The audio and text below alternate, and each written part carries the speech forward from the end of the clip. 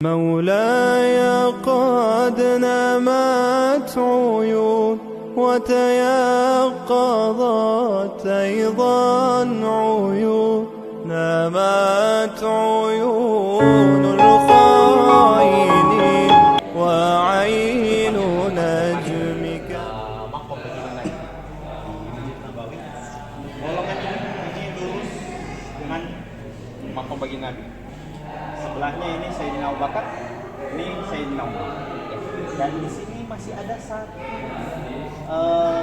tanah yang kosong yang masih bisa dijadikan untuk kuburan satu orang lagi. Nah, ini sudah dijanjikan oleh baginda Nabi bahwasanya ini akan dijadikan kuburannya Nabiullah Isa alaihissalam. Ya. Ketika beliau turun di bumi lagi nanti untuk membunuh Dajjal, ya. Setelah bunuh Dajjal, beliau masih hidup selama 40 tahun. Ya, setelah itu beliau wafat, maka beliau akan dimakamkan di samping baginda Nabi sallallahu alaihi wasallam. Dahulu pernah Sayyidina Hasan ingin dimakamkan di sini, ya, hanya saja karena sudah ada nas hadis seperti ini, beliau mengurungkannya. Ini tampak bagian dalam ya dari sini, sebelah sini. Kemudian di bawah ini adalah tampak kain kiswah penutup makom baginda Nabi.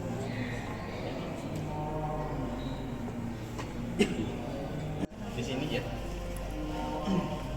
ini merupakan ada dua tongkat, kita perhatikan yang di atas. Ini merupakan tongkat Imam Ghazali dari kayu sihabut. Diriwayatkan tongkat ini didapatkan Imam Ghazali dari guru beliau, kemudian gurunya mendapatkan dari gurunya lagi, sampai yang terakhir tongkat ini didapatkan dari Sayyidina Utsman radhiyallahu anhu, yang khalifah ketiga. Sedangkan ini di bawah ini merupakan tongkat milik Kiai Haji Mbah Sidik almarhum. Beliau ini adalah kakek dari pimpinan Pondok Al-Fatah saat ini, Romo Kiai Ubaidillah. Ini merupakan kopiah dan surban yang diduga milik Imam Syafi'i rahimahullah, ya. Imam mazhab kita ini merupakan imam mazhab di antara empat mazhab ini yang paling istimewa. Mengapa? Karena beliau ini satu-satunya imam mazhab yang masih ahlul bait, ya, masih keturunan darah baginda. Beliau lahir di Damaskus. Kemudian ketika beliau masih kecil, beliau diajak ibunda beliau untuk belajar agama langsung di Mekah kepada Imam Malik rahmatullah alaih. Ya, ketika selesai ngaji, beliau diriwayatkan 2 kali hijrah. Pertama ke Yaman, kedua ke Mesir, ya. Dan beliau wafat di Mesir. Sedangkan kopiah dan surban ini yang berasal dari Yaman. Panjang surbannya 5 hasta atau sekitar 2 meteran. Pohon sahabi, ya, pohon yang istimewa, termasuk sahabat baginda Nabi, ya, dari kalangan pohon. Jadi sahabat baginda Nabi bukan hanya dari kalangan manusia saja, dari kalangan jin pun ada. Nah, ini dari kalangan pohon ini, maka disebut pohon sahabat. Jadi ceritanya baginda Nabi ketika masih berumur 9 tahun, ada yang mengatakan umur 12 tahun, ya, beliau dibawa oleh Abu Thalib, paman beliau, untuk berdagang ke Basra, Syam, ya.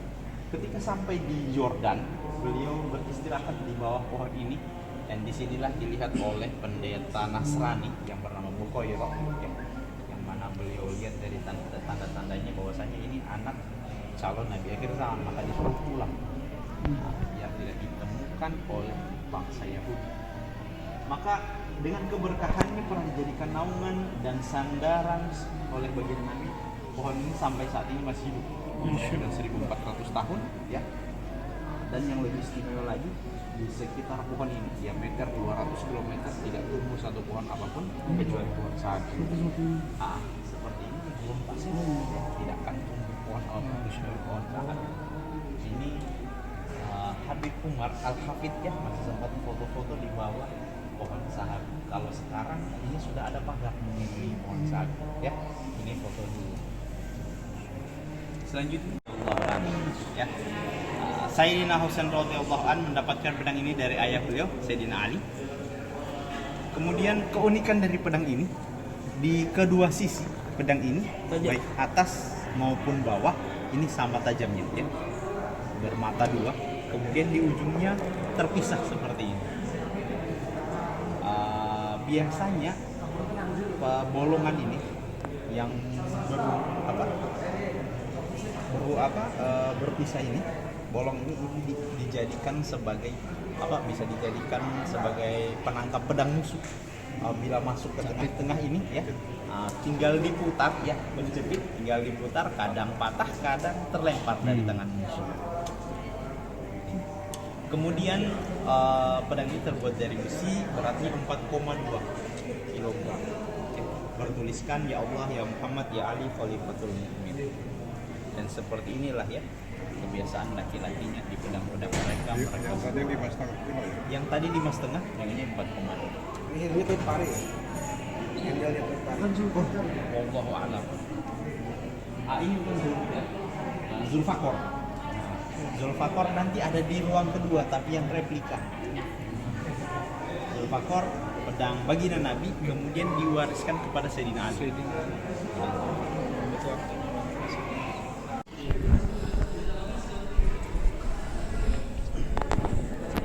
Islam yang tidak pernah terkalahkan. Ya, Sayyidina Khalid bin Walid. Sayyidina Khalid bin Walid ini diriwayatkan memiliki pedang sampai 200 bidang pedang. Salah satu pedang beliau ini terbuat dari besi. Pernah satu ahli besi datang ke sini, tuan-tuan datang ke sini dan beliau lihat besinya, beliau lihat tekstur besinya, beliau katakan besi seperti ini zaman ini sudah tidak ada lagi. Nah, dan berat dari pedang ini 5,5 kg. Bisa menggambarkan kekuatan Sayyidina Khalid bin Walid ya. Kalau sahabat dahulu berperang dari pagi sampai sore, satu hari tidak selesai, besok disambung lagi. Bahkan dalam satu riwayat ketika terjadi perang terhadap orang Rum ya, itu terjadi pada saat bulan Ramadan, sebelum sempat berpuasa ya, bagaimana kekuatan mereka. Dan kalau kita mau tahu bagaimana besar tubuh beliau, kita lihat dari pegangan pedang. Pegangan pedang besar. Ini merupakan satu buah replika ya. Kalau tadi semuanya memiliki sertifikat keaslian, sekarang tidak ada. Ini merupakan replika Maqam Ibrahim ya. Maqam Ibrahim merupakan batu yang Allah turunkan dari surga langsung, turunkan ke dunia pada zaman Nabi Ibrahim, yang digunakan oleh Nabi Ibrahim untuk dijadikan batu pijakan untuk membangun Ka'bah. Ya, aslinya nempel dengan dinding Ka'bah. Hanya saja pada saat pemerintahan Sayyidina Umar, beliau memerintahkan untuk menggeser beberapa meter Maqam Ibrahim menjauh dari Ka'bah sehingga tampaknya seperti saat ini yang ada di muka sana, berjauhan. Terus ada pertanyaan, mengapa kok masuk ke dalam kaki Nabi Ibrahim ya? Nah, ini merupakan maziyah atau keistimewaan para nabi apabila mereka berdiri di atas bumi, maka semua item tersebut akan terasa lembut ya, lunak di kaki-kaki para nabi. Misalnya kita berdiri di atas becek atau di atas lumpur, semakin lama kita berdiri itu akan semakin tenggelam ya kaki seperti itu Bang. Mungkin saking lamanya beliau berdiri di atas sesuatu ini untuk membangun ini Ka'bah. Monggo selanjutnya. Bismillah, ini merupakan satu buah tongkat ya yang diduga milik baginda Rasulullah SAW. Tongkat ini bernama tongkat as-saja ya, namanya tongkat as-saja, terbuat dari kayu yang istimewa, namanya kayu al-ayuziyah atau kayu luz putih istilahnya ya. Istimewanya kayu ini cuma tumbuh di Timur Tengah, selain tanah Arab tidak akan tumbuh kayu ini. Pemegangnya terbuat dari kulit unta. Ini tingginya 125 cm ya, kurang lebih kalau didirikan seperti ini. Ini bisa menggambarkan bagaimana tinggi begitu. Kalau tongkat itu Pak, biasanya pegangnya seperti ini ya, bawah, seperti ini. Ya, kalau tingginya tongkat ya, seseorang seperti ini ya, bagaimana tingginya orang yang menjangkau. Ada satu Buya Hasan ya katakan ya, penafsiran beliau ya tinggi baginda Nabi di antara 190. Dan ada juga kemarin ya mantan Kopas datang ke sini ya, beliau lihat dari tongkat ini berdasarkan tinggi tongkat 195 memang seharusnya orang yang memegang tongkat ini di antara 190 200 yang tongkat ini dengan tinggi seperti ini ya, di selangkangan. Monggo kita lanjut ke sebelah sini. Kalau kopiah itu Mungkin 20 Pak. Selanjutnya ini merupakan sebuah surban dan kopiah besi ya yang juga milik Sayyidina Ali radhiyallahu anhu ya. Surban dan kopiah besi ini beliau gunakan dalam peperangan ya, sehingga di kopiah besi beliau ini masih menyisakan asap-asap atau bekas-bekas sabetan pedang ya, yang jelas terlihat di belakang sini. Monggo silakan. Di bagian kopiah besi. Oh iya, ini ada. Beratnya 650 gram atau setengah kilo lebih. Ya. Besar tubuh beliau bisa tergambar dari diameter kepala beliau. Dua kali. Peci kita kecil-kecil Pak, orangnya kecil-kecil. Beliau ini ya bisa membuka satu pada perang Khaybar, gerbang musuh yang ditutup yang hanya bisa dibuka oleh 29 atau 28 orang, beliau sendiri yang buka. Saking kuatnya dan kepintaran beliau ya, beliau adalah babul ilm ya, pintunya ilmu bagi Nabi gudang.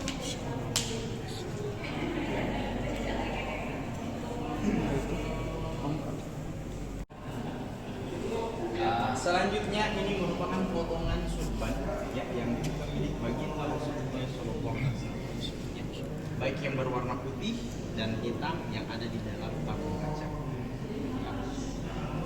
Mengapa berupa potongan surban ya bagus? Karena zaman dahulu ketika baginda Nabi mengutus sahabat beliau keluar dari Madinah untuk berdakwah biasanya ya, seperti halnya Sayyidina Mu'adz bin Jabal diutus ke Yaman untuk berdakwah di Yaman ya. Biasanya baginda Nabi akan memberikan cendera mata atau kenang-kenangan kepada sahabat tersebut. Cendera matanya apalagi berupa potongan surban seperti ini.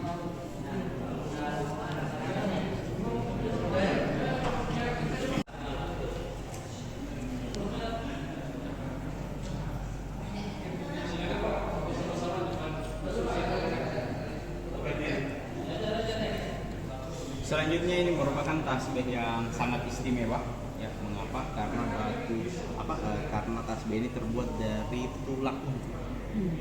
Yang mana tulang unta tersebut diduga milik baginda Rasulullah SAW. Hanya saja tasbih ini bukanlah milik baginda Nabi ya, dan tidak ada riwayat yang mengatakan baginda Nabi pakai tasbih. Mengapa bukan milik baginda Nabi? Karena zamannya tidak ketemu. Ketika baginda Nabi wafat, unta beliau masih hidup. Jadi tidak ketemu. Setelah unta beliau mati, tulangnya diambil dijadikan tasbih sebagai umurnya sudah 1400 tahun, berasal dari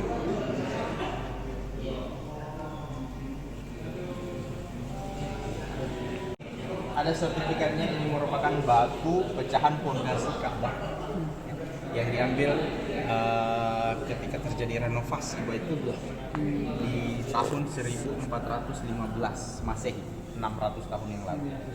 Nah, yang paling istimewa dari batu ini posisinya ketika masih nempel dengan Ka'bah.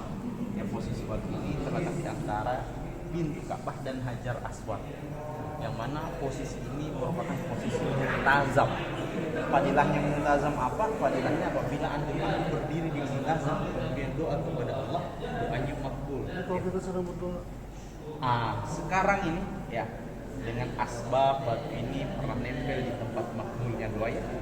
Lantaran kita meminta keberkahannya, mudah-mudahan ya antum doa terserah doa apa ya, yang umumnya kita doa mudah-mudahan Allah sampaikan kita ke Baitullah ya. Monggo kalau yang mau berdoa ya perantaraan keberkahannya monggo silakan.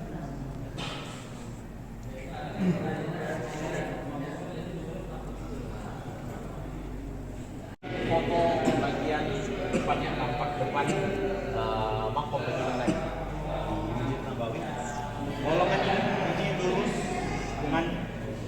bagi Nabi. Sebelahnya ini Sayyidina Abu Bakar, ini Sayyidina Umar. Dan di sini masih ada satu tanah yang kosong yang masih bisa dijadikan untuk kuburan satu orang lagi. Nah, ini sudah dijanjikan oleh baginda Nabi bahwasanya ini akan dijadikan kuburannya Nabiullah Isa alaihissalam. Ya. Ketika beliau turun di bumi lagi nanti untuk membunuh Dajjal, ya.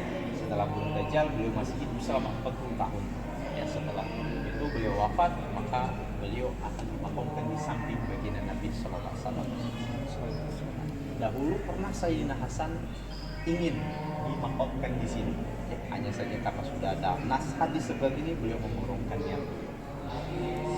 Ini tampak bagian dalam ya dari sini. Sebelah sini. Kemudian di bawah ini adalah tampak kain kiswah penutup makom baginda Nabi.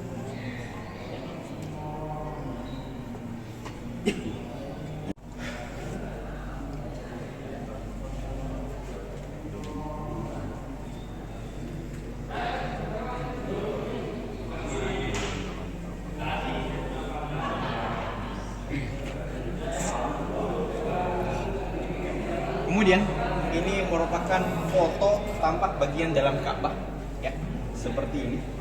Walaupun kita tidak pernah ya, dan mungkin tidak akan bisa masuk ke dalam karena orang yang masuk ke dalam hanya orang-orang yang khawas, orang-orang yang khusus diperbolehkan oleh pemerintah Sudan. Di dalam ada apa aja?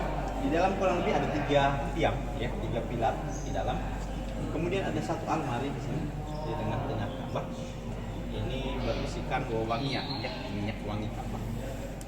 Kemudian di bagian atas terdapat kiswah bagian dalam dinding dalam Ka'bah seperti ini berwarna hijau. Setelah tahun 1949 sampai saat ini berwarna hijau seperti ini. Sebelumnya berwarna merah. Ya. Kemudian di dalam juga ada satu kamar lagi. Ini pintunya. Ini kamar siapa? Allah Ta'ala.